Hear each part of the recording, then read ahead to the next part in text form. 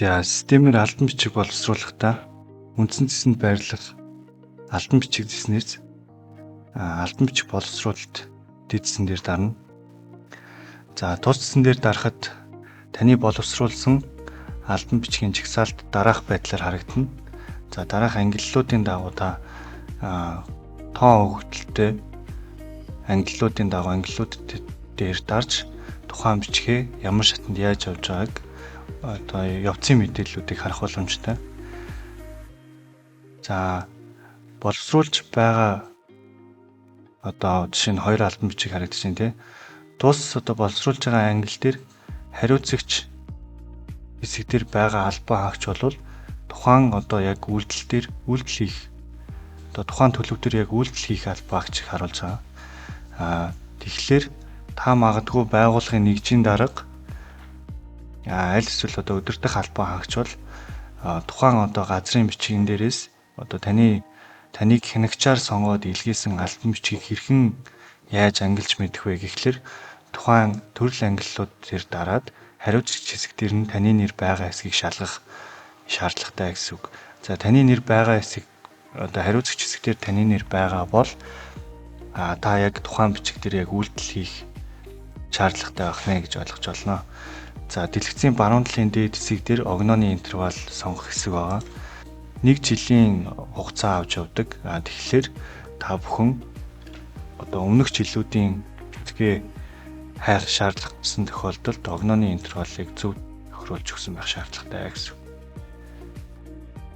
За мөн одоо дэлгэцэн дээр харагдаж байгаа загварын дагуу Excel форматаар татаж авахд тус айкон дээр дарахад Excel форматаар татагдана. За албан бичиг боловсруулахдаа шинээр бүртгэх нэмэх тэмдгэн дээр дарна. За нэмэх тэмдгэн дээр дарахад дараах байдлаар харагдана. За боловсруулж байгаагаас зөвшөөрөл олох хүртэл бол тухайн бичгийн төсөл боловсруулах хэсэг гэсэн үг. За зөвшөөрсөн тохиолдолд төсөл нь батлагдаж тухайн одоо албан бичгэн дээр дугаар олгогдож удирдах эрх бүхий албан хаагч тоонгаар үсгээр баталгаажуулаад байгууллагын албан бичиг хариуцсан албан хаагч илгээх үйлдэл хийснээр одоо бүрэн гүйцэд албан бичиг боловсруулагдаж дууснаа илгээгдэнэ гэсэн. За албан бичиг боловсруулахад албан бланкийн төрлийг зөв сонгох ёстой. За ямар албан бланкийн толгой авч явах вэ гэдэг төрлөө энэ хэсэг дээр сонгоно. За төрлөө сонгосны дараагаар бичгийн хэмжээгээ тохируулах шаардлагатай. За дээдлийн хоёр төрөл маань одоо системээр албан бичгээ боловсруулад илгээж байгаа тохиолдолд албан бичгийн толгой авнаа А4 юм уу А5 юм уу хэмжээгээ сонгох нь байна.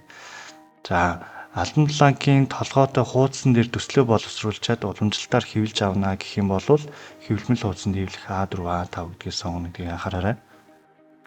За албан бичгийн толгоогоо сонгосныхоо дараагаар албан бичгийн тэргүү хэсгийн текстийг тэргүү товч утга талбар дээр оруулна. За тус талбар дээр оруулахдаа албан бичгийн тэргүү хэсэг дээр яг юу бичигдэх вэ гэхлээр таны боловсруулж байгаа үндсэн текстний гол агуулга бүхий текст нэг өгүүлбэрт багтсан байх шаардлагатай тийм. За тухайн тэргүүгээ бичснийхаа дараагаар илгээх байгууллагыг хаашаа энд дарж хүлээн авах байгууллага оруулна уу талбарыг дуудаад за бүгд зэснээ сайн гэдгийг анхаараарай. За бүгд зэснээс байгууллага илгээх байгууллага сонгоход тухайн байгууллагын нэрээр хайх боломжтой. Аль эсвэл тухайн байгууллагын регистрийн дугаараар хайх боломжтой. За регистрийн дугаараар хайхад дараах байдлаар харагдана. За ногоон бөмбөлөгний айконтой байгууллага бол системээр бичиг илгээх буюу илгээх боломжтой. Нөгөө талаасаа тухайн байгууллага нь бичгээ тус системээр хүлээж авах боломжтой гэдгийг харуулж байгаа. За тухайн байгууллагын ашигладаг системийг текст байдлаар харуулна ногоон бөмбөлөгний айкон дээр очиход. За шар бөмбөлөгний айконтой бол байгууллага руу бол системээр бичиг илгээх боломжгүй гэдгийг анхаараарай. За бичиг илгээх байгууллагаа сонгосны дараагаар нэр хаяг бүрдэл хэсгийн текстийг оруулна. За тухайн одоо албан бичгээ яг хэнд хаягдж одоо хүргэж байгаа вэ гэдгийг энэ хэсгээр текстд оруулна. За хэн нэгэн тухайн байгууллагын нэгжид аль эсвэл байгууллага руу хаягдж гинүү те. Аль эсвэл тухайн байгууллагын хэн нэгэн албан хаагч руу хаягдж гинүү гэдгээс шалтгаалаад текстд оруулна. За нэр хаяг бүрдлээ оруулсны дараагаар тухайн бичиг одоо хавсаргаж илгээх файл байгаа бол тухайн файл авсарган уу одоо баатан дээр дараад тэгээд файл авсаргаад илгээх боломжтой. За файлаа авсаргаад илгээхдээ файлын сангаа суулгах, компьютероос оруулах боломжтой. За файлаа оруулсны дараагаар оруулсан файлынхаа тоог, хуудасныхын тоог нь энэ хэсгээр оруулж өгнө. За хянагч, гарын үсэг зурах, илгээгч гэж байгаа. За тухайн таны боловсруулж байгаа альбом бичгийг хянах албан агчийг энд дарж нэмнэ үү, баатан дээр дарж сонгоно. За энэ дээр бол хэдэн ч албан агч сонгох боломжтой. За танаа одоо тухайн альбом бичгийн бичгийг хянах шаардлагатай албан агчийг сонгох болно гэсэн. Олон албан агч сонгох боломжтой энэ хэсгээр. За би тест дээр харуулж байгаа учраас өөрөө гэдэг төрлийн сонгож байна. За гарын үсэг зурах албан агч дээр тухайн таны боловсруулж байгаа альбом бичгэн дээр тамга дарж гарын үсэг зурах эрх бүхий удирдлага одоо тоон гарын үсгээрээ баталгаажуулах удирдлагыг сонгоно. За мөн энэ дарж нэмнэ үү гэдэг талбар дээрээ сонгочно. За илгээгч дээр бол зөвхөн байгууллагын альбом бичиг хариуцсан албан агчийг сонгоно гэдгийг анхаараарай. За та энэ боловсруулад илгээж байгаа альбом бичгэндээ хариу авнаа гэсэн тохиолдолд хариутай хэсэг гэдгийг чеклсэн байх шаардлагатай. За тус альбом бичиг нь танай байгууллага дээр ирсэн альбом бичгийн хариу болж боловсруулагдж илгээгдэж байгаа бол альбом бичгийн хариу хэсэг гэдгийг чеклээд доошо гүйлгээд танай байгууллага дээр ирсэн аль альбом бичгийн хариу болж болох гэдгийг оож өгнө. За ингэснээр ямар давуу талтай вэ гэхлээр танай байгууллагын явсан бичиг жигсаалтанд тухайн бичиг илгээгдсэний дараа шилжиж орно. За тухайн бичгийн дэлгэрэнгүүдээр дарахад аль бичгийн хариу болж илгээгдсэн гэдэг одоо тухайн хоёр бичиг нь хоёулаа нэг талбарын дэлгэрэнгүүдээр харагдах нэ тий. Тухайн байгууллага дээрээ ч гэсэн ирсэн бичиг зэсэнд нь одоо тухайн байгууллагаас явсан бичгийн мэдээлэл нь нэг талбар дээр харагдана гэсэн үг байна. За альбом бичгийн формата одоо фонт болон бичгийн үсгийн хэмжээг бол програм автоматар тохируулсан байгаа стандартын дагуу. Тэгэхээр та бүхэн зөвхөн бичвэр хэсэг дээр текстээ оруулна. За энэ дээр бол албан агчийн альбом тушаалын нэр, албан агчийн нэрийг бичихгүй гэдгийг анхаараарай. Тоон гарын үсгээр зурх үйлдэл юм тийм ээ. За текстээ бичвэр хэсэг дээр боловсруулаад дуусны дараагаар хадгалах товч дарна гэдгийг анхаараарай. За хадгалах товч дарахгүй бол тухайн бичвэр хэсэг нь хадгалагдахгүй гэдгийг юусан анхаараарай. За хадгалах товч дарсны дараагаар хариуцагч шилжүүлэх, боловсруулж дуусгах гэдэг товч гарч ирнэ. За эндээс та бичвэр хэсгээ ерөнхий мэдээллүүдээ хянаад засварлах шаардлагатай зүйлс байх юм бол засварлаад хадгалах баатан дараад боловсруулж дуусгах гэдэг товчон дээр дарна.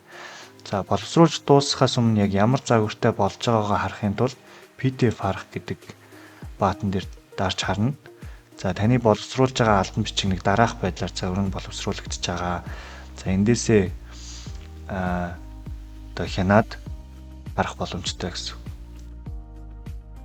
За PDF-ээр хараад нэмэлтээр одоо хавсралтай мөн системээр боловсруулах боломжтой. Хавсралт гэдэг дээрээ дараад бичвэр хэсгээр текстээ оруулаад хавсралтуудаа системээр боловсруулах боломжтой.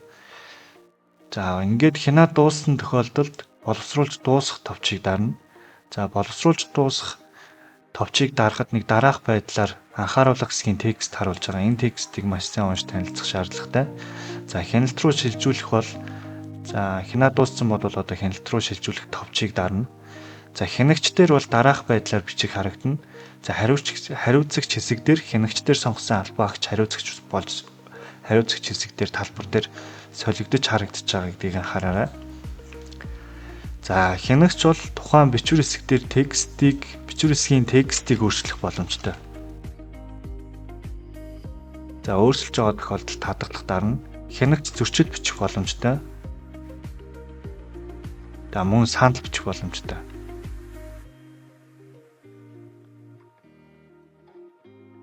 За санал зөрчил бичихтэй мөн файл авсрах боломжтой.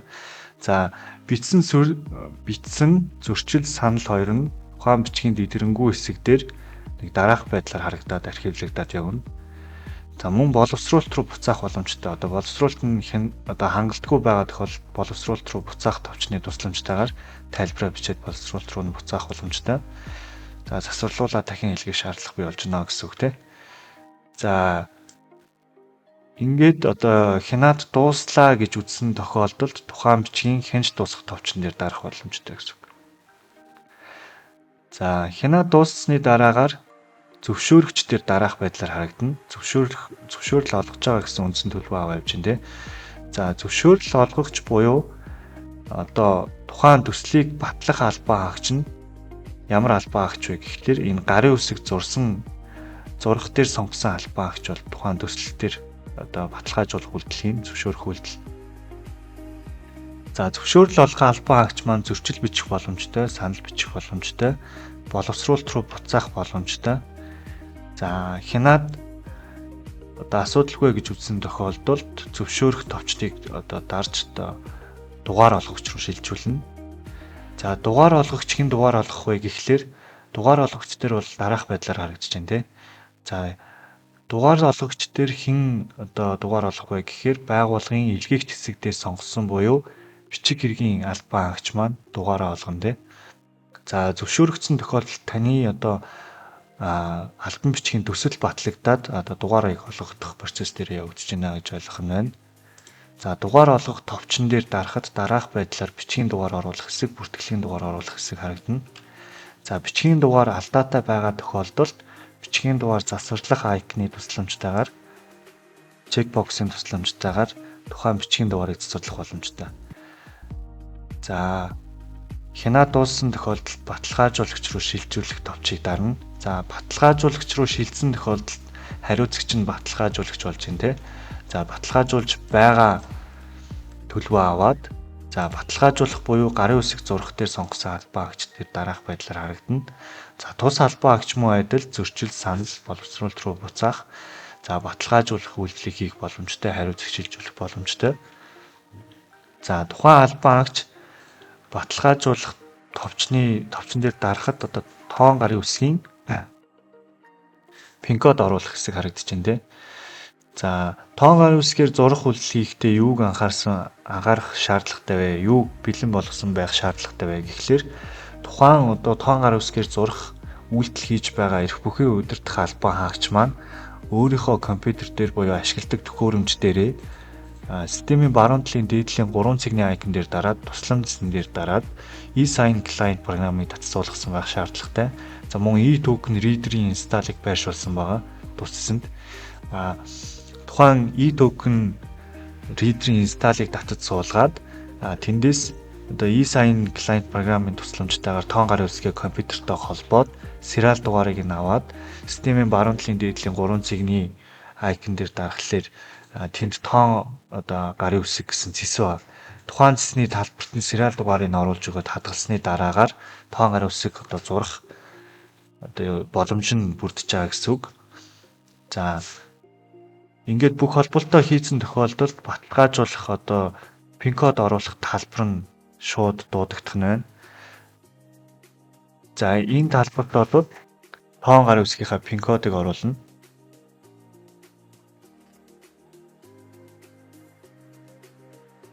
За амжилттай зурагдсны дараагаар үргэлжлүүлэх товчийг дарна. За тоон гарын үсэг зурагдсны дараагаар тоон гарын үсгийн мэдээллийг дараах байдлаар харуулна.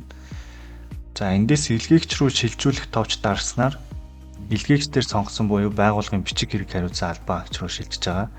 За тухайн албан хаагч маань зөрчил санал бичих боломжтой, боловсруулалт руу буцаах боломжтой, илгээх үйлдэлийг эцсийн байдлаар хянаад хийнэ гэсэн үг.